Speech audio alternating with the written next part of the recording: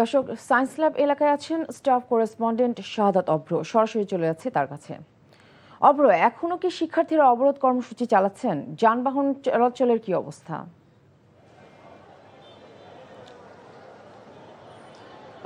ঠিক ৪টা থেকে কিন্তু এখানে যারা শিক্ষার্থী আছেন, আশেপাশে কিন্তু অনেক স্কুল কলেজ রয়েছে।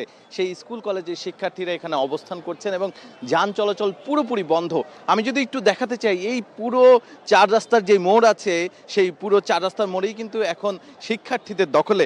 বলাই চলে যে শিক্ষার্থীরা পুরো মোড়ে মোড়ে অবস্থান করছেন এবং যেন কোনোভাবেই কোনো ধরনের যান চলাচল না ঘটতে পারে, সেজন্য কিন্তু তারা সজাগ রয়েছেন। তাদের একটাই দাবি, তারা বলছেন, এখান থেকে আমরা বারবারই শুনতে পাচ্ছি, তারা কিন্তু শিক্ষামন্ত্রীর যে পদত্যাগ, সেই পদত্যাগের স্লোগান দিচ্ছেন এখান থেকে বারবার। এবং তারা বলছেন যে এই যে দুর্যোগপূর্ণ আবহাওয়ার মধ্যে যারা এসএসসি এবং সমমানের পরীক্ষার্থী রয়েছেন, তাদের যে পরীক্ষার হলে যেতে সমস্যা হবে কিংবা তাদের যে প্রশ্নপত্রের মান, সেই সব কিছু মিলেই কিন্তু তাদের যেই আস্থা ছিল শিক্ষামন্ত্রীর উপর, সেটি কিন্তু উঠে গেছে বলে তারা, আমরা যখন তার সাথে কথা, যারা শিক্ষার্থী রয়েছে তাদের সাথে কথা বলছিলাম, তখন কিন্তু তারা বলছিলেন। এবং তার পাশাপাশি তারা বারবারই কিন্তু সরকারের যারা রয়েছেন, সেই সরকারের যারা কর্তৃপক্ষ রয়েছেন তাদের সাথে কথা বলার চেষ্টা করলেও কোনোভাবেই কেউ এসে যোগাযোগ করেনি বলে তারা দাবি করেছেন।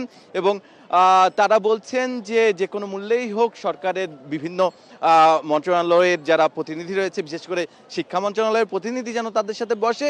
এছাড়াও আমরা কিছুক্ষণ আগে দেখেছি যে এই নিউ মার্কেট থানার কিন্তু যিনি কিনা দায়িত্বরত অফিসার ছিলেন, তিনি এসে কথা বলেছেন শিক্ষার্থীদের সাথে। তাই তিনি এসে বলেছেন যে তারা সরকারের কাছে তাদের লিখিত কোনো যদি বক্তব্য থাকে সেটি দিলে তারা পৌঁছে দিবে, কিন্তু শিক্ষার্থীরা কিন্তু তাতে রাজি হননি। তারা কিন্তু জানিয়েছেন অবশ্যই শিক্ষা মন্ত্রণালয় কিংবা সরকারের যে কোনো সংশ্লিষ্ট মন্ত্রণালয়ের যারা রয়েছেন তারাই কেবলমাত্র যদি এসে তাদের কাছে বলেন, তাহলেই তারা এখান থেকে উঠে যাবেন এবং তাদের যেই দাবি সেটি কিন্তু অবিলম্বেই মেনে নেওয়ার যেই আহ্বান, সেটি কিন্তু তারা এখান থেকে জানিয়েছেন। এ ছিল আমার কাছে সর্বশেষ। জানছিলাম শিক্ষার্থীদের অবরোধের খবর।